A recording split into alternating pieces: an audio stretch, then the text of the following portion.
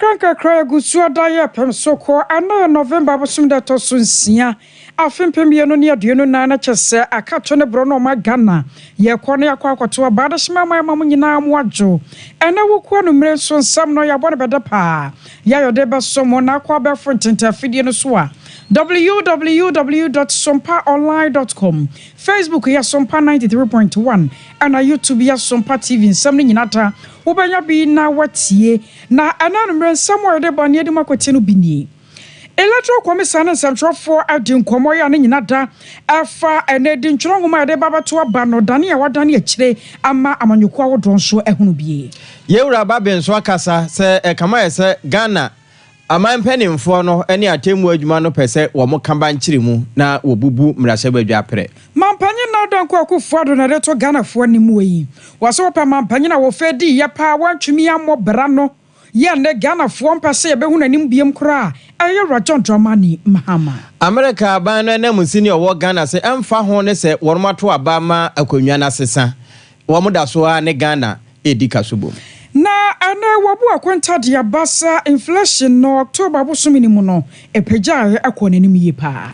Wa yakefo abo amane se anhweye sohwe na SS for kokotwroe no ebeka chi kakra adan a Ghana aban e de wormoka. Nyame yadma ochina mrashibdwafo be kwa setena na andesi amanyoko ndi abasa omode wo da so gina do mu gina wo se dom kase na konwam wo china ombetena wo. Kwambafo abronye wono na yetitene ne dima wosona manyokuo e wo bono mantemo wo se afia bato no e yakontabuo na nye kasa bia. Ebeka wenu mo ne yabo ne beda de baba so mo sen mreno nsia kase bo ne yentenan don hwere ba kwantam ne afa kase boyi emra emu pro service ataye chi 21st clinic where sciatica expert through herbal center so ka ho bi and or through core capsules aso yasene e maro feel se wo pa no dia Christmas yi wo betumi dia gu me na se pa no a ayamizo ne 5G ye to kwan na express group o wo modaroma na ye ko na fe Sompa chade nso won fa wo dia ma ya na wa ye ntem so ade ma ye wenu nyimako awodo ye baka wormo sempa dia kyerɛ bresemu akenka fo ye nanu mrembate yenka no medin ane akosuya ajewa kwade boaten menimia ajapia apamdada ensemnini Electoral Commission na duawo France Central for Sania Bayan na ne yato ne bro na wa ma Ghana yakwakoto santena kwato abasade America mamu ne yakwaso pepepe no no ene wone Ghana fo ekasai na nhyiamodie no kwakwaye se amanyoku awodo ne won mo a wawase yebeto won mo so aba fie no ena won mo hia ya France Central for sa yenso yemedi mu akotene ne yemfe yani enhwede yakwaso na abro na Electoral Commission afra ye no ma me genmensa ye wono ayotitine ni de mama nyokuo no anasa bejokuo no na kasa ye ya ene wadane a kire di ntwerongoma no wa de bato aba no ne yagia tumu ya broni kan certified no ana ene wade ne photocopy adane mama nyokuo awodo nyina ne won mu a yabeto won mo so aba sane yebeye ne be yadansedie na wo nyina da ani behunu bie se ni parado a yabeto aba no yadodo sei no wo kire bi obi a wokasa Electoral Commission na ebubi agumu ebra ma me genmensa wo kasa no eno wo kire se sane wodi nka sha Ghana fo bo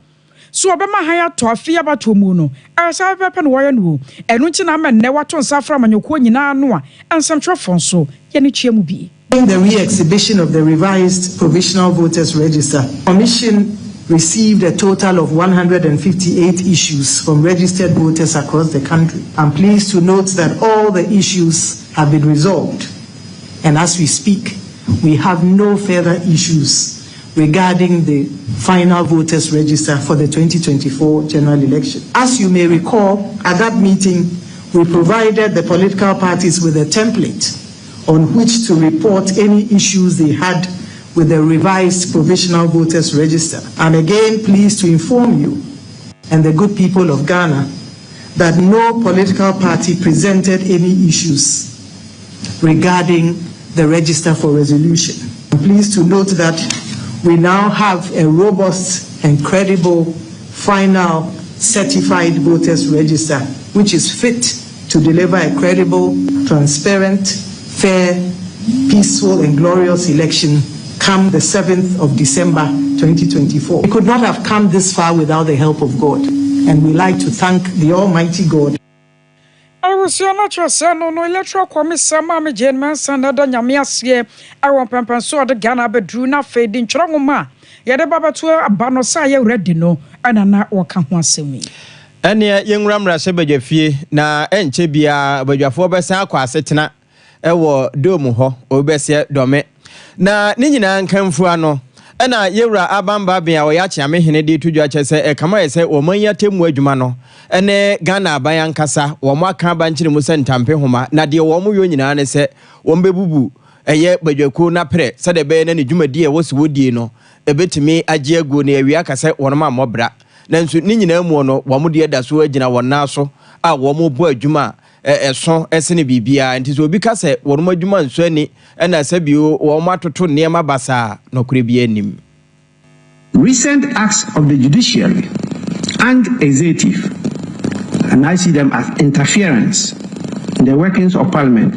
pose a direct challenge to the essence, jurisdiction, authority, powers, and functioning of the esteemed institution of Parliament, which is the repository of the sovereign will of the people of Ghana. It is increasingly becoming clear the judiciary and the executive are seemingly colluding to weaken Parliament. The decision of the Ghanaian voters in the 2020 presidential and parliamentary elections is clear and loud to all discerning people. The decision is obviously a preference for a consensual and collaborative governance to a winner-take-all government. The majoritarian system of parliament, where the minority have a say, but the majority have its way, was rejected by the voters. They rather opted for inclusivity, collaboration, consensus building, leaving nobody behind. The equal representation of the two major parties in Ghana, resulting in the composition of a hung parliament, to the voters is the better way forward for our dear nation. The expectation of the voters is this will lead to the constitution of a parliament where the national interests will prevail as against partisan or parochial interests.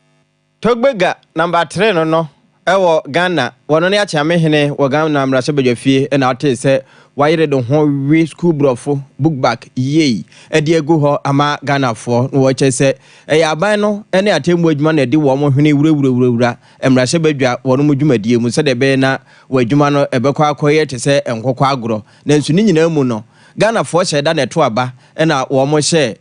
ye badwafie na konfo hang parliament se de be na wo mo ni suade hunu ni nkunimdi a wo mo hwe wo Ghana no ebetimi aye adwuma. Na Speaker of Parliament here Alban Sumana Babin Koya no and on central focus sai I won crying. Na nkasa ne mu no na ro no ano afa enei anano da ya wotom rasho dwafie mu eresafo gu ne botom kura ya na nyina da afa seat 9 bia odane akonya no na Supreme Court so de ho krata ba wi akire na se mentim wase kakra na eyesie e wo rasho dwafie no ho na ebe on central focus na no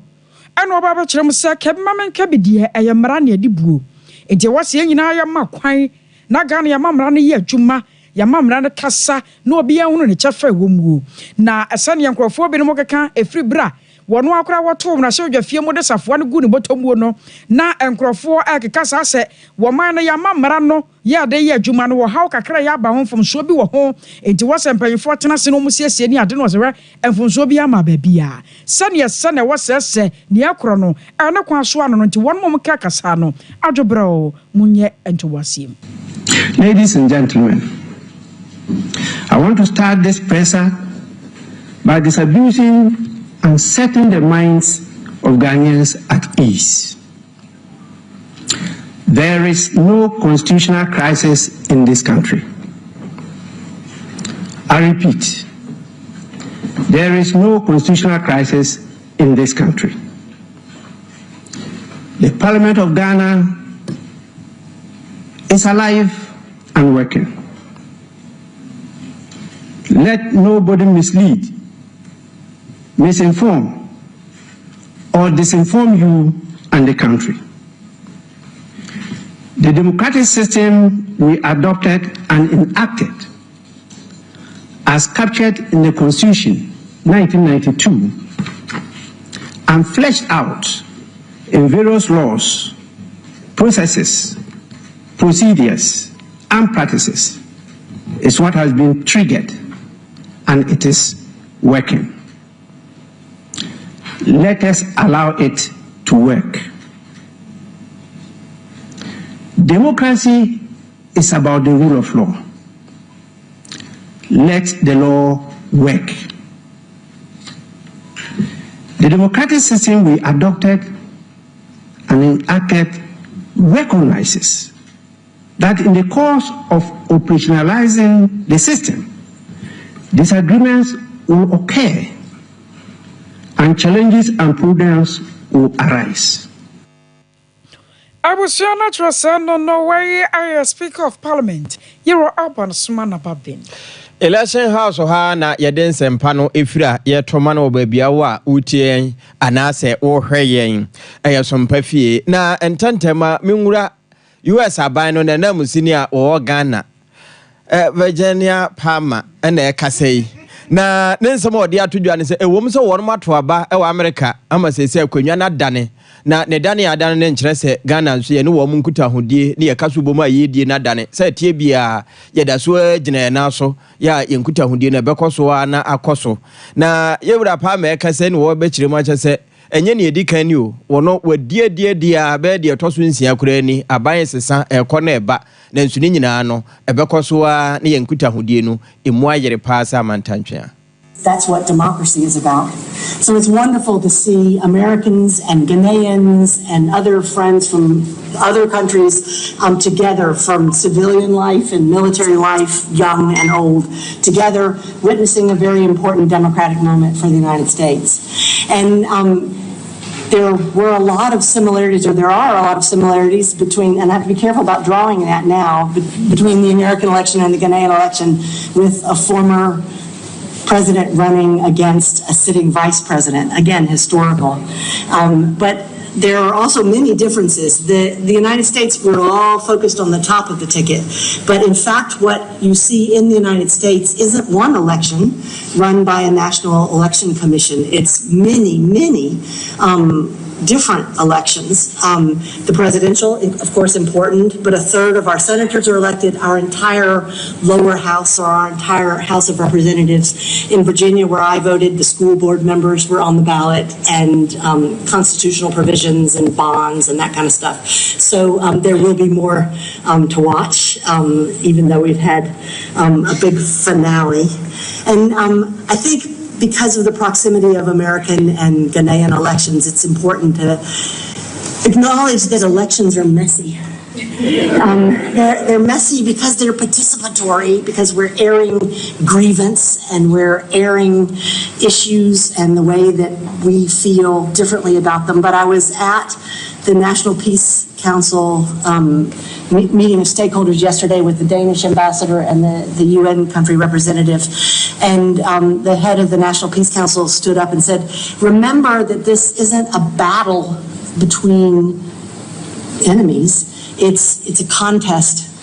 between fellow Ghanaians or fellow Americans about the issues and about the future of the country and how we want it to go. And once elections end, we have to be attentive to that. And it's hard to put aside that kind of partisanship that so motivates us before an election, but it is incredibly important and precious. I think, I don't mean to be preachy, but it's something I'm very proud of as an American, is our ability to do that. And I think we need to remember that. Ba yewura o Virginia Palmer wan hia waka ne yenka ne mo kana brofo de enyihu senka obebie mu abatwi no ene wo che sesei ene se aban na sesa e wa America nyina no e danse bo ampanimfo nso besesa ne nso yesesa no enyina so na ye ne wo mo de e da so a ejina so na Ghana mampanyi na dodankwa akufo do wono so ebontoa awatoye mantamu na we no ento abono akwa se woda se na wasanso ne Ghanafoɔ adinkrasa ne mfinhia makoma konwotwe a wo ma yadema no ma betena akonya so no watimi asom na wasomsom payi pa na wodento abono akwa mu awatoye mantamu ene wo mama no akokasa da won nyina se Frida obetena akonya so no Ghanafoɔ ata na chiye ya gina na church gina pa ama watimi akonkoden abapem sese ana se woni bibia kasa asedan ho a na momo no se wo hwemo pa no a owura bi si wo ba biem ye Rajon Dramani Mahama na papa no wada dwene ho awonte ase sase wo tintinjirinti ade a wote so akora Ghanafoɔ atu wo se chenchene atwa amasan so ba biem wo se we ne nyina de pefe se bra wote so no wa mo no mode wantwa taw enti na Ghanafoɔ ku ti ano no ya won to aba ade ti ano enam so nti enen ne maye to so mienu no yemfa hye akirim se kwabase ma ne kwan ama ne ba ebia na de obaye na becha kane de no dia wase ye beto de mama mpanyina be de akire Dr. Alhaji Mahmoud Baumia Ghana from the prime what we feel the John of the Queen before Olusisa Ghana from the boy if I am a free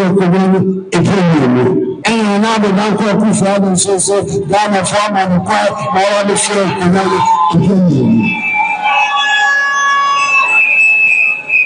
Oliver Bakupe and the Ghana for no I'm on the party. Trouble for Korean Premium. They are one-term presidents. If the Gimana saw me, the Gimana saw me. He failed as a president. It's my man point. I'm not a sure and not a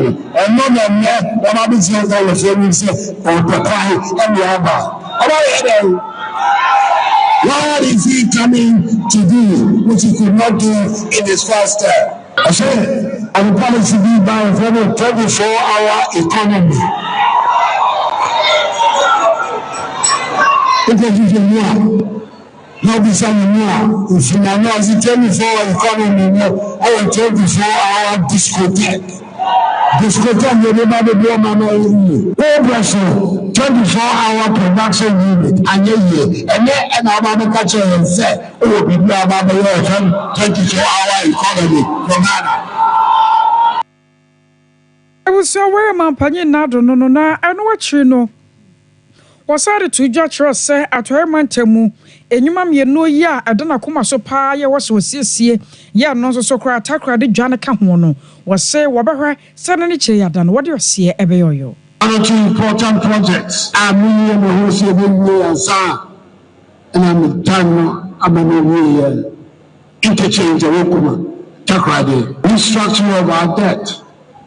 The can, but that is over. And the finance minister is now making arrangements to complete the payments on the interchange and the interchange to make it down. The market sector, which got involved in the same exercise. And also so, Nakuma Dawoma, the big way, Mamishima Babe, shortcutting, Asanama. It's a Western region. Shebu Kuta. There, you know, I'm going to share this. I know.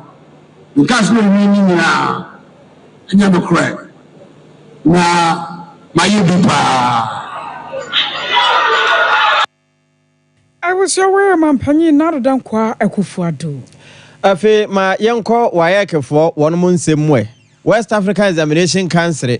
de wone amansending kita ho ema wono moye iwura John Kapi ena wo kasa e de akire Ghana se ewom se BC so hwe na bade de ye hwe animu eye WASSCE de no senior high school wono mo de nanso ayere so anka be se yenwura bronya boso menum ema nkoduru se yento abanwie no na bibia de na kwam anso hwe na ba nanso ahwe ya eso betwentwen kakra ene ebusa sa de ntira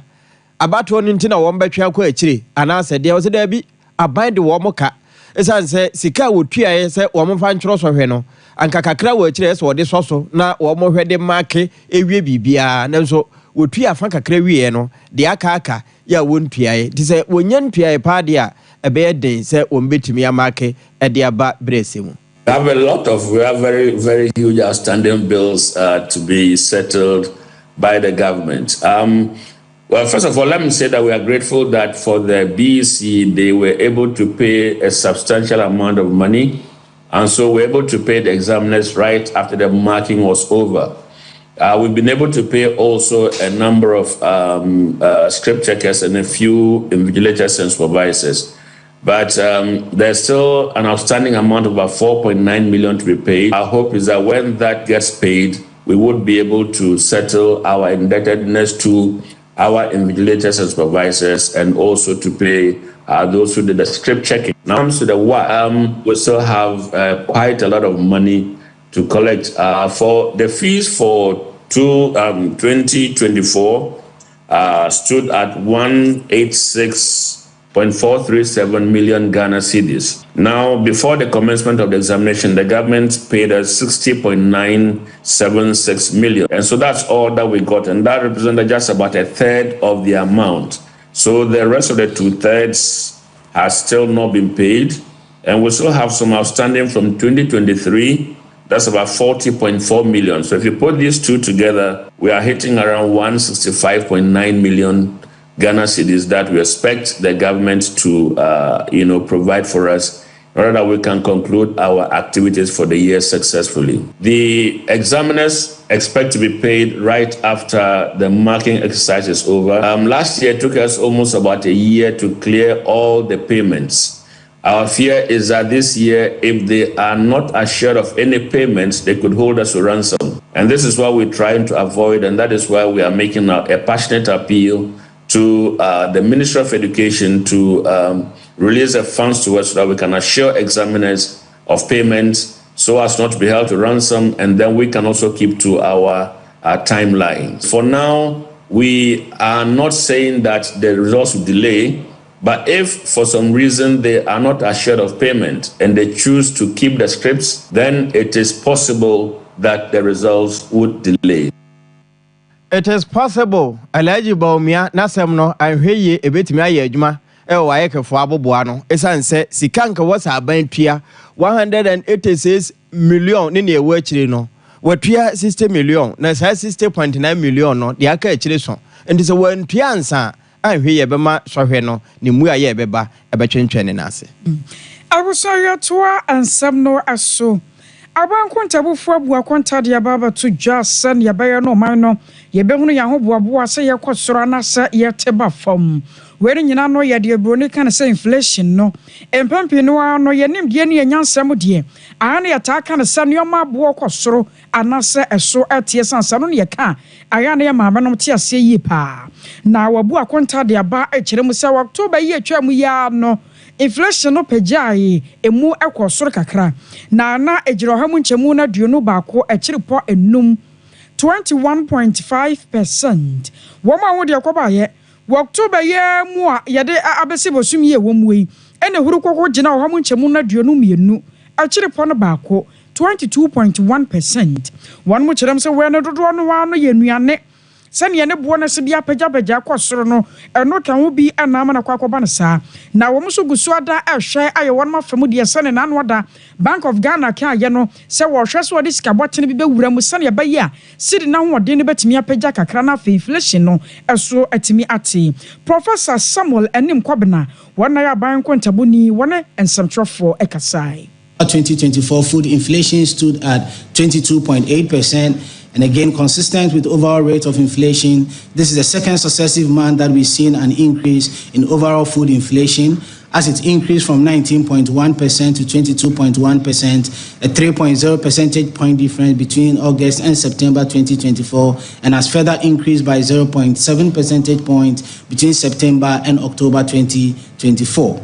In the case of non-food inflation, we've seen non-food inflation in the last 4 months hovering between 20.5 percentage point and 21.5 percentage point. In the month of July 2024, non-food inflation was 20.5%, increased to 21.5% in August 2024, dipped by 0.6 percentage point in September 2024, and has seen a return to 21.5% for October 2024. Food and non-food inflation on a month-on-month basis, we see significant variations for food inflation on a month-on-month basis relative to non-food inflation. In the month of June 2024, monthly food inflation stood at 5.1%. This significantly dropped to 2.2% deflation in August 2024, went up to 4.2% in September 2024, and in the month of October 2024, we've seen a dip of 3.9 percentage points between September and October 2024, with the October month-on-month food inflation recording 0.3%. Professor Samuel Enim Kobina. Say Tupac no Asante Mantan esan se chini yenemu saa na wasona manyoku nso wonemu o Aison Asante Mai na meka se adaji Mahmoud Baomi okura franka edema wasona manyoku no wonam sekire afa ho na wofen so tifi na afo wafa baabia enna okoko piem ewo agona bepua na nanom epoto so ena wode nensem ekwa akoto ama wo mo enam saya so ema nana ejapam ya otoso mienu a wono ena ye agona bepua hene no wono anso ena ehwe akire se nanamatra konwa ewo agona wono mkabomuku ni titinani edi todwa se wo pasema ka kire nyame a ena aka kire mfenama na sabira da agi ato ano hoedie nyame dom na wo fro Ghana adwa kese no a empuntu wo mu hia bi pa nti ma na wire mfi empotem hofo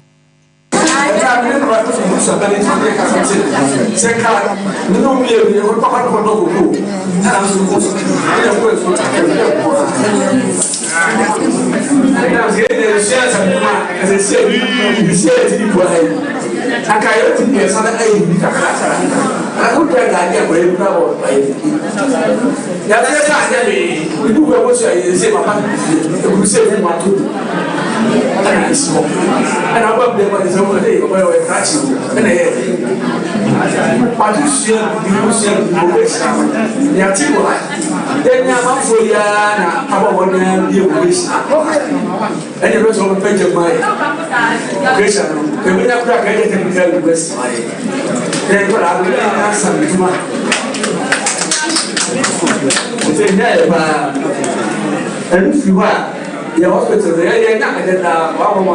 I said, hospital, there's so any hospital.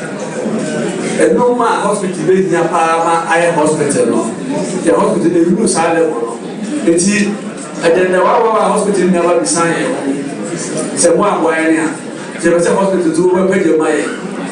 Hospital, then they had the 111. They were Libya, they will pay your money. Now,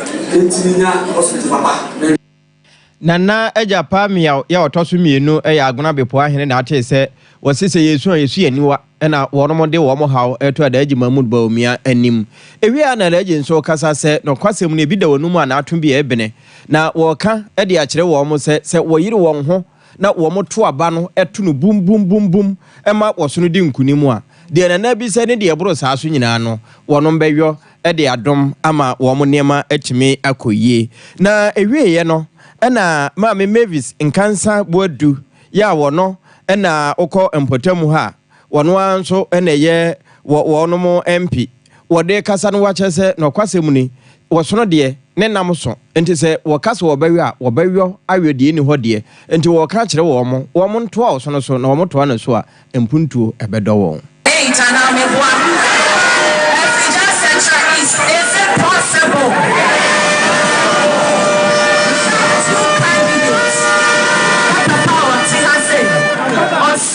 Farming or being industrializing. Let the papa how so say or them go on kitchen.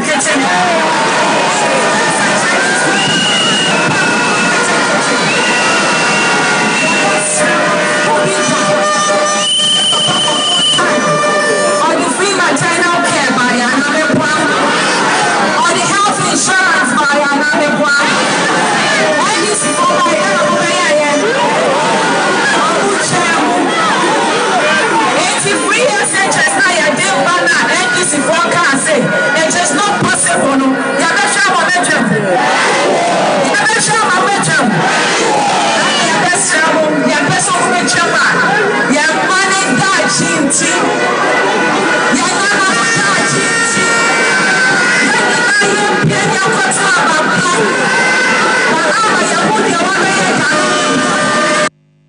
one na yɛsoafo abɛdi akyira o sɛ amanane nsɛm soɔ ɛna wokɔ sɛkyerɛ east nso a wɔne mmarahyɛ badwani wɔba pa Mavis nkansa boadu na saa nantie nyinaa no Kwame yure dudi akyire Kwame madwoe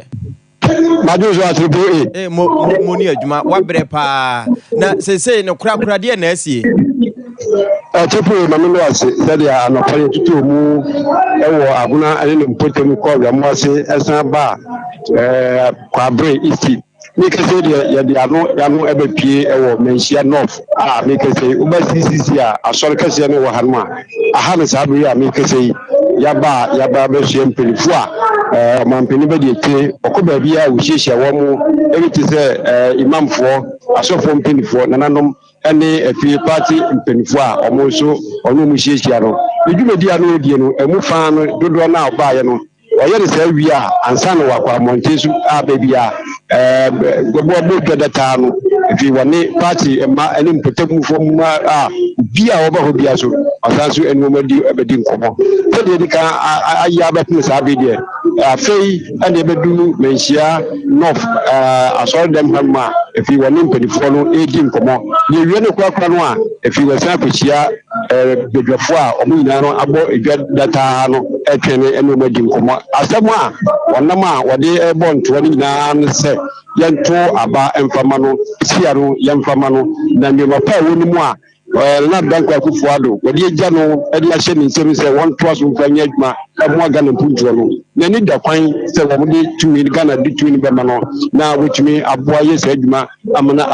asto aba ama Ghana fu yedi hu mfaso ano eni ade azabi iguso ni nyimsel zabi ya ye kase die ya ade ya firi hanu a ebeko apatakasi ase ma de ho no so ode abenti metumi aka ne se fira no pa ye tutu mu no yedi hu dwuma kasa ho a tese de ono aka na ye bobi mfidie so ma manfo ote no eno ana ye wie ya iguso a ye ntumi se pia ye kwe de ye kwa mu editwa wa apatakasi na so nyende na nidwuma di a wodie no na fira di kan no ode aba wie na efi enda temuno yatoa yakensu itsigusu a yebo apronwa ewo menhia no ewukuma se sentiment no ya piao ene na tse mobai openso aboboa no nti wode nasan na ebo sa apro wa sentiment mu ene de yi eka ho a nansa na efi duada no ene brada ene nnewku a atoso miensa na ye ende makomako edu esia wode ebo apro wa sentiment mu na unim se dwumedie bi hyɛ nsa Nyankopɔn yɛ adom a ɛkyena woko bia no ɛwɔ nkran ɛno nti no netwa sɛ wotwa ɛna no so na woko bia no ade akyi efiada nso so a ɛno ɛbɛyɛ afofida a yɛdi amakuafo a wɔga na ha nyinaa ɛno nti no ɔbɛpɛ baabi na ɔde ne ho sanka aboa ma saa dwumedie no akɔ so ne kwakura mu no fi Nyankopɔn yɛ adom a memenda ebe obesan na waba sentimentem wa na wabetoa so ebe bewie ni nefua dodo a opesi di wo sentimentem na efi wade ho nsam eto amafo anim ewo sentimentem so ebe bewie no kura tibetumi akese ene de yewie a eno esi aprobo edi kan na nsa no ene mmea wako ni nyina no na wade aso ha efi obe tura na mu akọ bie nkan na watamba aba betoa de akan nyina so Kwame mo ni adwuma koso anso fo ani di akire afoforo bi ebefiri ato no ya mfa nkame yahwefo aniwa ne yetiefo nso wonmaso Kwame yure du nchen ne yekoye no we ya da agi Mahmud Bawumia ne nto abo aye nafu amako edunum ani akire wode ba sentimental aniwe edikan ana animu edikan phase 1 no na enne wode kwakwa wi a wate ho amane boyi I was a question for Nyame yadma watchina yere so paso amrashirjafo be kwasetena na won makwa kwhwe adwundwuro ma Ghana ho sane nneoma ekọ na ansana na sa nneoma we nyina baba me yato amrashirjafie mu no na yenim sadom kuma yom wo amrashirjafie ya NDC ana dom kase aye NPP amanyoko no na ansana sa nneoma ne baba na sempo nsakra ye baba mu no ni nyina na kokogina Speaker of Parliament na sem wode tu dwama enkonwa nan wodane ni nyina butu ye se bi me ko independent ba konso ade ne ho asan so akokodom NPP amanyoko no na eno na enebra Speaker of Parliament kasa wie ye na wona Ghana de hye di nkomo no NDC amanyoko no baba kire se nyame yadma wo kina de wo mo no wo nim sa se no dom kase na baba di won mafa enti nyame yadma wo kina anopa kokodi ko no musi ho akwa tena majority side na won mo hwese ye ne no beko so na wo mo adi nkonim ewom na eka ho bi amowura kwame agboja wono ayemra sebadwane de ma adosia ewa adaklu abotom peso so wono selchofo ekasai at appropriate time as directed by Mr. Speaker. We shall take our rightful place in the chamber up to where we sit and wait for whatever businesses that may come in front of us. Our advice to our colleagues in the minority MPP is to try and prioritize business that is in the interest of the people of this country, and they shall find favor and cooperation with us in time to deal with those businesses. We can assure them that as long as the business is in the interest of improving the lot of Ghanaians, they can count on the majority NDC caucus in Parliament to support those initiatives to pass those the things that would help the people of this country. So it is a very brief information we are giving you. We will be attending upon the House as directed. I was aware that clue about some person somewhere Sebajani Kwame Agboja. Ene ye free adaklu ha yenko okankwe etifi na hona honorable Teresa Ladia Wuni wayemra Sebajani wode enkonwa ebo ho ntai be sa henan e de akwakodom suku ahodo a wono ehia bie na nhwemu kura bedadwa se ohwemu a ekama yese omanmu saa basic schools yi be se empem num de ye ka amane a wo mu hunu bi pa e wo nema ahodo a edisua de etese nkonwa adan nom ne ne ka ka ho ebire nkura ate apatase ne nuase e na esua de e na oba pase wode wei e kwa akoso wo mo enso asene se de be na wadesua pa no wo mbetimi anya na wone afoforo a wo de ebro saa etimi apema batiri Women say, Mebua, me school collide and you know, and about so this time, and teacher for me, a better, uti the omuka, mean idea dance, say, Afibiano, if a supporting collar, or mutual be seniority. Na, and Kunyawi, Seba 1,000. Ebiko Boama, any portion, and I'm making sure say, patch across the schools, Ediama and Colano. As I say, who schools need be brea, and Colani be brea, omu pay and Kunya. Now, some are Colan copy. Now, we'll only be Taconia, so I'll be tempted to look at the person's writing or whatever. It's Mijidi says it's very timely. It's not about the other why now, but I think it's very timely for these furnitures to be here for us to deliver.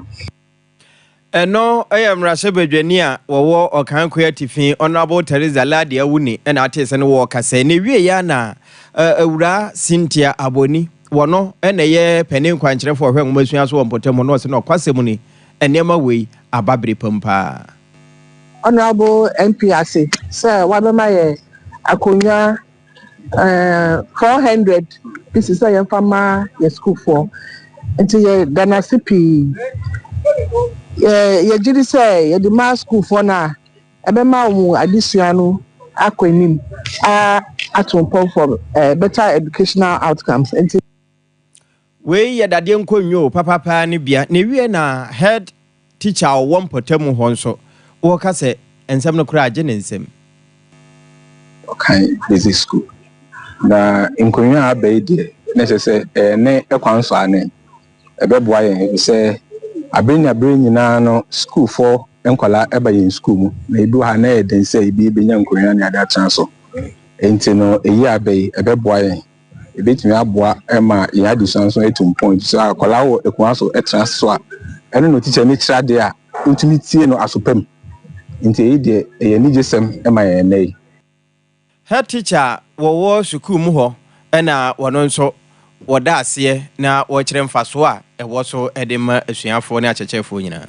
Sompa chadia anaya kanfodia ma wosa abusia nchakra o nyame adoma de zimbai anaya chadie no nti mfa wo de ma ya na odi abantam de wo bia na odi ba ye beje afei say yesika so a wo betum de afei mu line so ayo neoma so a wo Sompa kranza wa abo ho no wo betum de akọ Ghana Commercial Bank dining mo no Sompa ne bi wo ho afei wo sunya no so a ko night market Sompa ho no na odi akoma wo mu wo Kumase so a ya ben room hotel so ame ehon so de ba Sompa ne bi wo ho a ye beje ye mobile money ahoma ne nie 0598 559 802 0598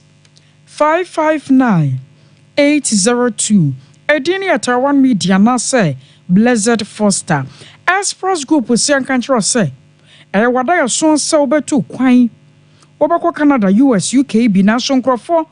wosoro se wo mudu besimu a ene na brei na Express fonfa wonkomo de na de so ye ama wo ama pepese ne woni oma ba ye tatashe Kumasi was a flavor runabout Accra Kaneshi First Light Tama Community 181 Mala should be Goil Filling Station 0249 00 0448 0249 00 0448 Mizo ana 5G sunya bia anya bad kura hwese ubenya mizo na with the 5G so aka ho ba bia wudi ama o ehye eno na Christmas si abusua no me ahodo ya to anno de okọ na obisa wonsa abeka bi three herbal center the three co capsule sabao sisi ya de okọ yam team 8 wase kwalena kidani herbal mystery pedank aye bisa 0546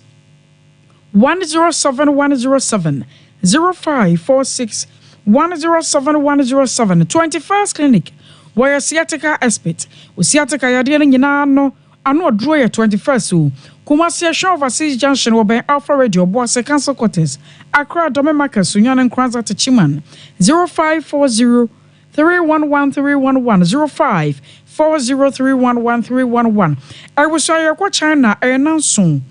$2,499 a penny a deal registration fee or accommodation bibia ka ho ehiem data na yawo achimota mo nemo open chemu abrumi die su a na wafra home 0244 924573 0244 924573 na wone ye entu kwan ye nyina we so na ye homra ye ba ni aka chire no ye de beto somomo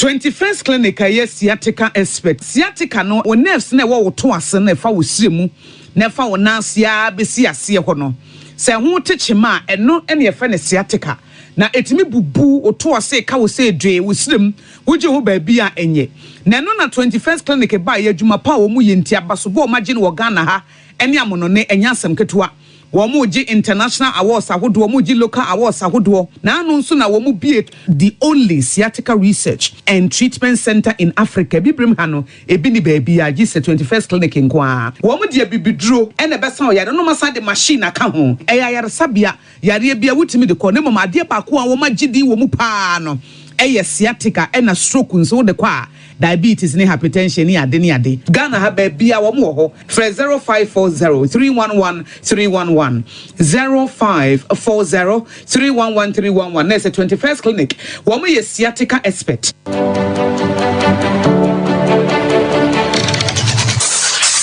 Introducing Mixer 5G Sparkling Drink, a whole new refreshment in a can. Mixer 5G is a tasty non-alcoholic drink. It is a perfect companion for all your events, including parties, weddings, and funerals. It is made with green tea, ginseng, guarana, grapes, and grapefruit. Get refreshed with Mixer 5G Sparkling Drink. For bulk purchases, contact 0246 270 221. This advert is FDA approved.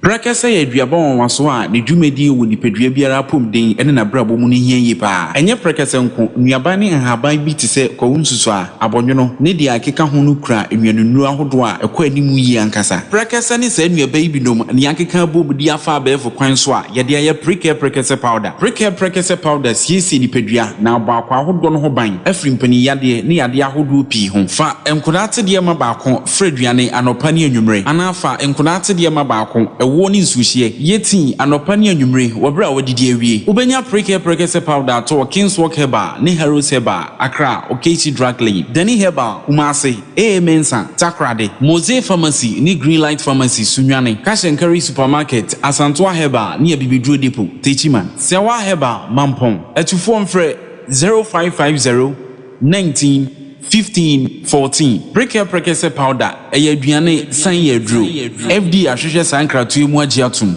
Hey sewa me hu acho me na nanu me bisa ekra so kwa brochu Kwaku afeina me beko men krata krani ene me ma connection man for den kofo sika aduane ne wanya otredidi mu sa no Oh Express Group Adarumenti according to IF4 opese otu kwan kosua dia Express Group do be call mind be to say Canada US Australia UK and Germany say e to ana say visiting so Express Group do be call Dubai Canada US Australia and Germany mo am pese motu kwan koye adwuma nso obetimi de wako Dubai Qatar and South Korea. If you also want to take international tests like SAT, IELTS, TOEFL, GRE, GMAT, they can help you pass easily. They can also help you secure a good job in the UK. You should make sure you Kumasi Asafo Labor roundabout Accra and so Omo Carnation First Light Tema Omo Community 18 Lashebi Girl Filling Station. From Omo Macho for ISO 055 555 0067 and 0249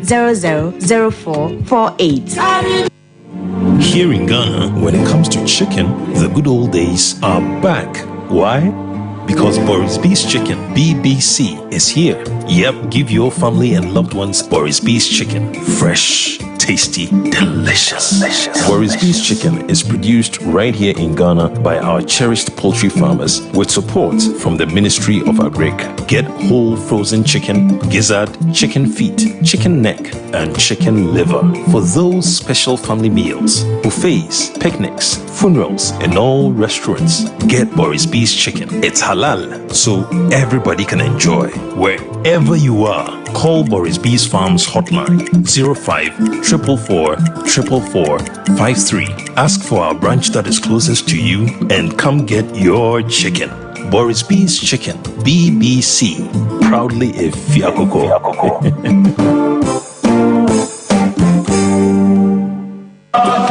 Anyo, said ya friend ya nante fa montene so na ya trete ya pom afiwe Sompa FM 98.9 sunyane sabaka ya we na ya nante trete ya pom enti on the 9th of November ye nyina ye hiem anopa no num ewo post office na ya nante afa tunyan amontene so ya bepie coronation park na eho ne yedura ye abiba up eni abiba down abekoso meche eya aerobics ye nyanim difo a o mekasa che wa pomdin ho enti shade so se Danny dear, Mount Pabuanya ready, Hadi Pamfor, Bangfor, Etiyafo, and a political parties in Sadano, Goloma Shifaya ready, Yama for Beba, a fete Tenebajia boom, the best DJs, Amamonyon Pa, a peace walk. Kaidasha no said 90 way ya treche ya pom at ya 7 December akotwaba e ya sumdwen kwa aboafo ni 3A core capsules miso fruit juice 5G drink Frimp of Vibes Recording Studio and a 21st clinic walk with Sompa Nantibio na tinetine wapom. Oh darling Jesus, you are always on my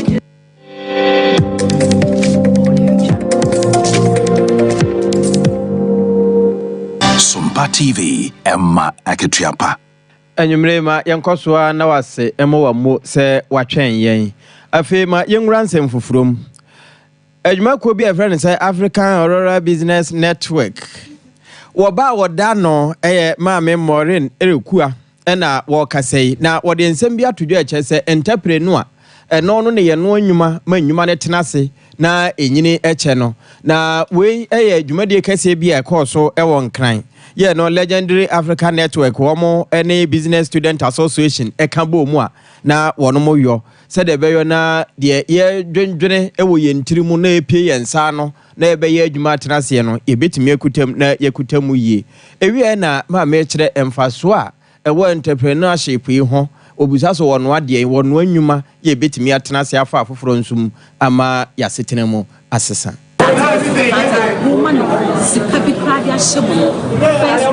the mindset. Then when they are helping young people, they are introducing women to those things. They must go through mentorship. They are the money and mentorship from Papa starting. And also another coaching, supporting them through the journey. At least the first 3-5 years of the entrepreneurship journey, they must be coached, they must be mentored, they must be trained, and they must be supported with resources. Grants help them to start and fail, learn from it, and then start again. That is how the developed countries did it. They gave them opportunity to start, you fail, you learn lessons, and you start again, and you do it even better. So failure is not bad. Co-founder wada ekuya no Maureen Erekuya na ate se wakasa yi na Yura Clinton Ofosu one chief executive officer Edema Legendary African Network wono nso dibi etoso. And I will share business in the box. This is the new directive and the way to go. Because it's the students, you may be a master's. The students, you go to your first degree, you may call name the second up your second degree, and as a second up your master's, you may call next to it's the way to go no entrepreneurship. I will say a bind NGOs, I can see any gateway. Mama will be vexed and well vexed in entrepreneurship. Any leadership.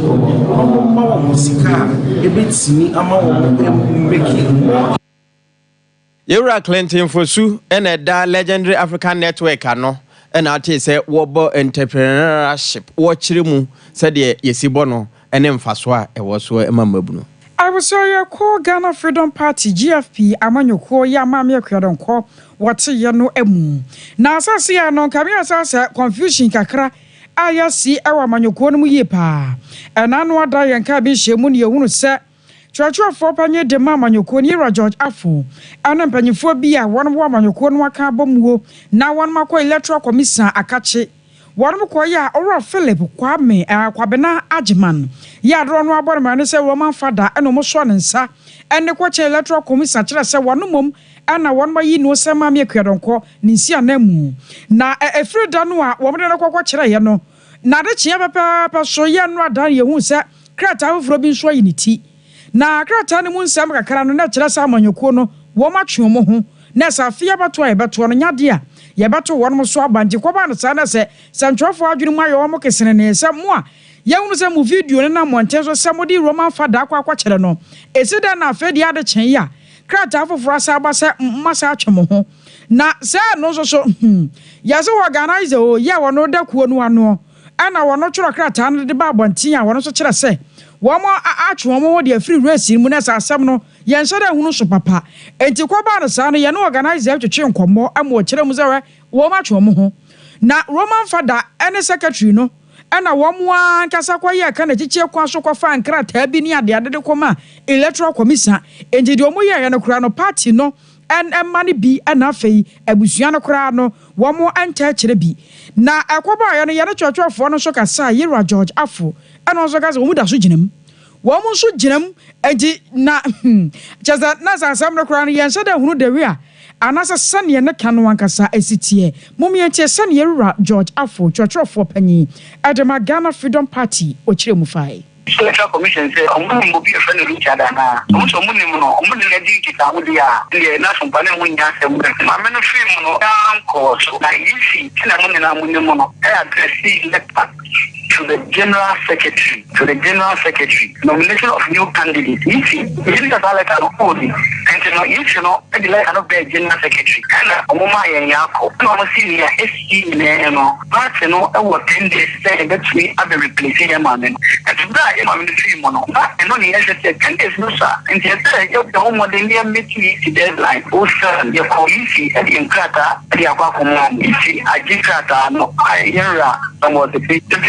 in charge of operation and the is in a Katano or Mashimu or Maka changes in the end. I say I'm going to sunning on my friend. I was aware of Church of Panyadema Ghana Freedom Party or George Afo. Na wasona manyoku no de wotua Alhaji Mahmood Bawumia Pemu Dr. Matthew Poku Prempe na ntwabo a wode nambo no mantamu wode kan kopa ahontoma ewo sunwane east ne west na sese wo mo namu a waduru jama ya tifini na afa wote se won ma kopiem ewo tan nyina no na emu na won kopiem o jama north ba bi tisa guna sua mele ɛna wɔn de to dwa kyɛ sɛ na kwasɛm ni sɛ wo hwɛ die kyini yayo ne de ɔso na hwɛ a we no yɛtase ne sɛ besepa ne ko ni ma haban na yɛwura kwambafo abro nya wo yɛtitire ni ɛde ma wɔsona manyoko wɔbono mantamu ɛna no wɔka saa asɛmi so wɔn de wɔka kyerɛ timamufo sɛ wɔn momfa ɛne sɛ kyini yɛ ba Ghana setenam mfinhyia bɛsɛ dunu wɔtwene na wɔn momfa ntoto mfinhyia nso ne fa ya wɔsono na Dankwa Kufuado ne Dr. Baumia edi animu no wɔn mayɔ na obohu sɛ ɛyɛ nkontabuo ɛno ɛna 2024 abai ɛde nkunim bɛbrɛ so no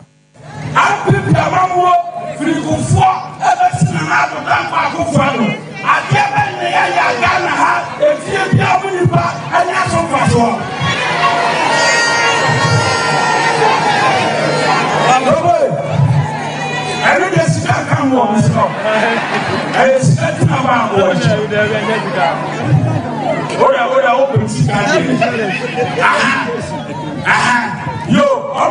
national insurance, free education, free school feeding program, and then free maternal care. It's what puts your nini and prepare, what puts your penny and prepare, any idea, one pan out of the Yacha.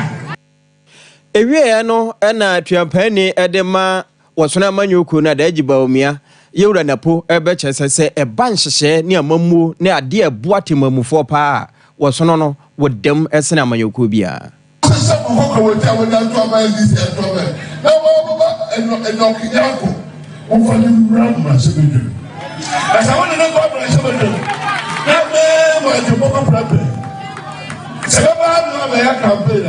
Memba na nanu ano kasa ye didi ba eje ina me ho fa so memba kontomra no na na ba ko say the MP obani mi ko ba yan to ba mo and so MP ya didi ba awo eje ina me ho fa so ewie ya na yewura Enoch Nyako wono na eginam ewa afa ho se wo monto aba man nkomra hye badwafie wo kyese se wo moto aba no bum bum bum edema osono na wono nso enwene na da agi wene a empuntuo wo befa ne la your problem say akwan and you have machine wo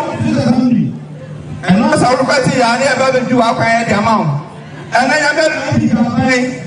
a be mu bi wo jama no ba no and you Sompa. What's a mabano? You said you're winning number one. And number two is I put the best demo. Everybody does my cigar. One to my people are buying. Now, this one will be another request if you are Muyano. You're making Mammo. Now, what did you say? Young Twaban. But they're winning nine of them. What Mamia?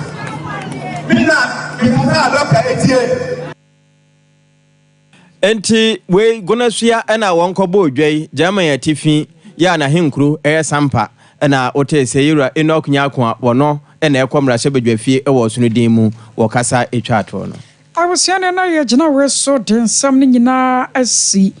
one mon boy chi dom ye kuku Veronica Jando ya Grace